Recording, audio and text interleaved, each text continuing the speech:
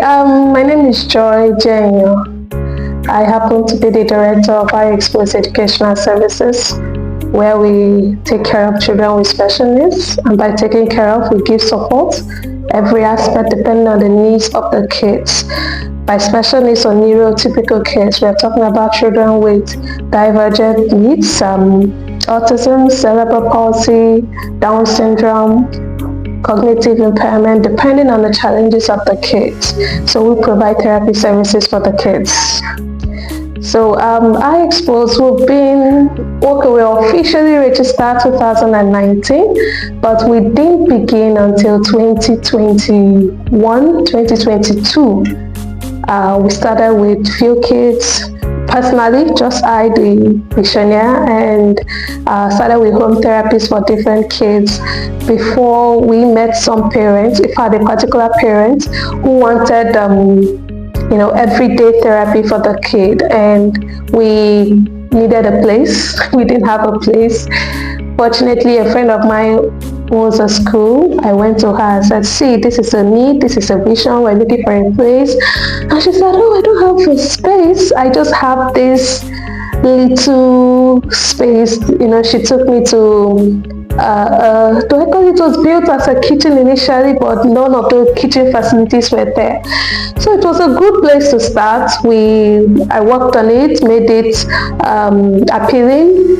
Just quite smaller than this space, actually, probably half of this space, but it was a good starting point for us. We started with the kids. We had 2 at that time, then later 2 others joined us, and 3, and then of course it became crowded because I couldn't take care of them alone, so I had to get help. So we were about 2-3 of us there with about 5 kids or 6 in that small space. So that was where eventually Evercare came into the picture. We got a privilege call and they wanted to meet. They met us where we're working. I had the privilege to speak with Mrs. Ipoki herself, and it was a very lengthy discussion. We talked at length, talked about passion. She asked why I was doing what I was doing, and but at the end of that discussion, it was a beautiful one for her and even for me, and she understood why I was doing what I was doing, the passion, the knowledge, the drive, and everything. And they decided that we're going to be one of their beneficiaries, and we were.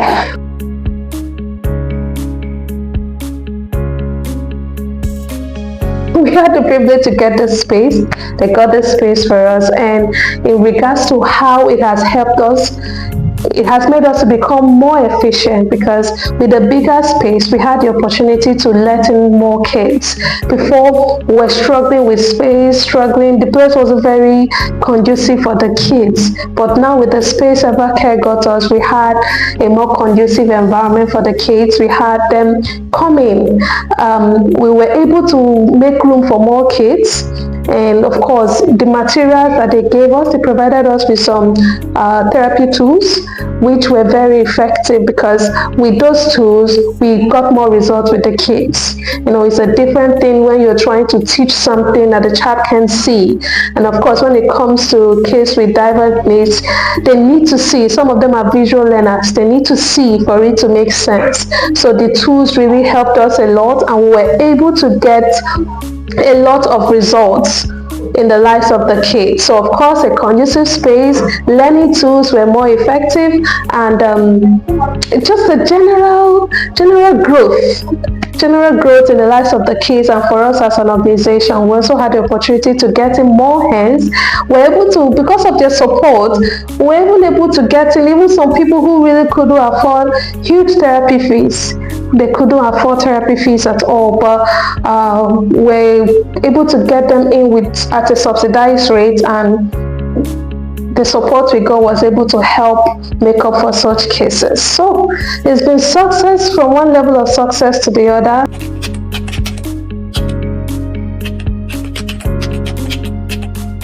Yes, so many challenges, honestly. But of course, what is life without challenges? The challenges are of different in different areas. We have challenges from the parents. Some parents are not very patient. They want the results now. So getting them to wait, getting them to play their part is a huge challenge. We also have challenge in regards to the staff, the caregivers. Sometimes we don't have people that want to see it through. Life happens and they want to move. And of course, the next challenge is the economy. The economy is not helping matters. As of last year, Nigeria's economy became something else, and we had to increase payment for even some of the all of the staff, and of course that would also affect the income generated. So when you have to tell a parent that has been paying this, see, because of this you need to increase it, some of them will lash out, others would scream, and others would insist, but you have to pay the people because their transportation to work has increased, and they are doing a remarkable job, so you have to still do that. So it's been a challenge managing finances. The truth is, it's almost come in and go out right now, but we keep pushing, we keep trying, we are hopeful. And of course, some of the tools that we use with these kids is quite interesting. I got a gym ball just of recent, and the last time I bought a gym ball, it was about 7,000 something. It was up to 7,000 then, 6,000 something. Now it's 18,000. And being kids, of course, with time some of these tools can wear out. Though some of them, some kids might be a little destructive and they could spoil some of these items, so we have to replace. And the items you bought at the cheaper rate the last time you go to the market is not what it used to be, so it also affects our own ability to purchase. Sometimes we have to make do. We become very creative.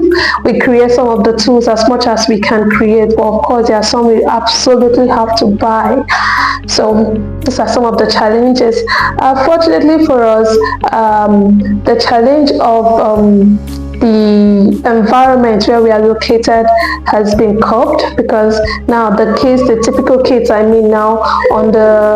they understand this other kids, that's our kids, and they socialize very well. Initially that was a challenge, how would these kids relate to them, but it's not the case anymore.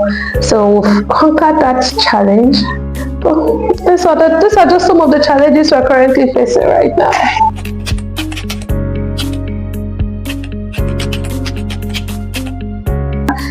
For the first kid that started with us officially, he's doing so well. We're so happy to report that the young guy is in a school right now. He's doing well. He came in with serious behavioral issues, very hyperactive, very strong and hyperactive. He could move things or scatter things, but as of when he was leaving us, he was calm. He could write, he could read.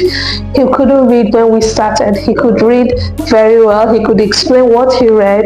He also learned other skills. He learned how to paint. So we were not just looking at the cognitive, we also did a lot of vocational skill acquisition for him. He also learned how to paint. He was very creative. He could build or mold things, mold items. So those things were some of the results we got with him. His speech became more clear.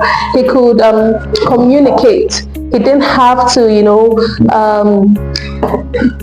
go struggle to say what he wants to say. All he just needed was a little patience, and he would communicate what he had in mind. So we got him talking more, and then of course his social skills became much more improved.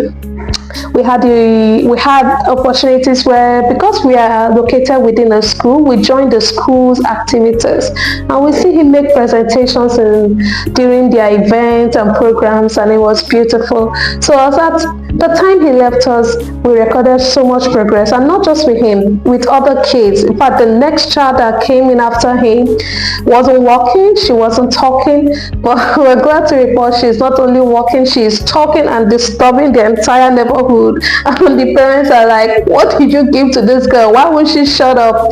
But it's a privilege to have had the opportunity to impact in her and so many other kids under our care. Some are still in the process.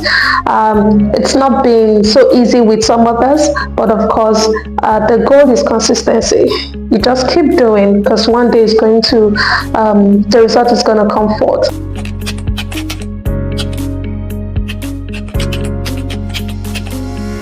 Society. The truth is that every year there are so many, we have autism days, Down syndrome days, opportunity to create awareness, but the awareness has to remain a daily thing, and awareness stays from the place of knowledge.